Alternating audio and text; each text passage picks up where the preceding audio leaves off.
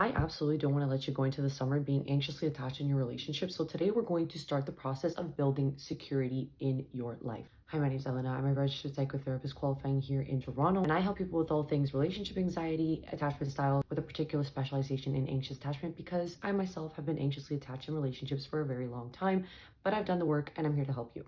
In order to make any change in life, you need to be aware of what it is that you are trying to change. You need to understand what you are going through. So for this week, you want to become aware of your anxious attachment and the behaviors that come with it. You want to understand these patterns, and the way you're going to do this is through tracking them.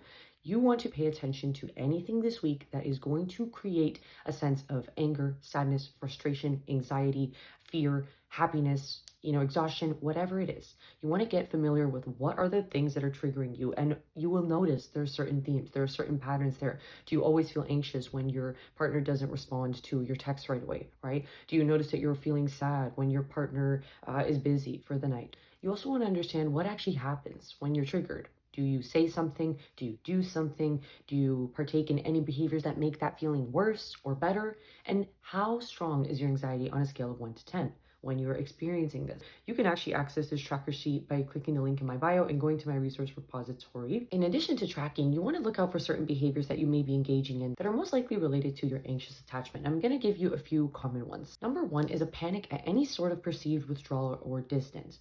If you notice that your anxiety is getting stronger when your partner is busy or not responding or suggesting that the two of you have a little bit of space or you're not in their vicinity, this is typically related to that anxious tendency coming from this attachment style. Two is a lack of boundaries. I feel like this gets a little bit worse in the summertime because people are outside more, there's more social interactions.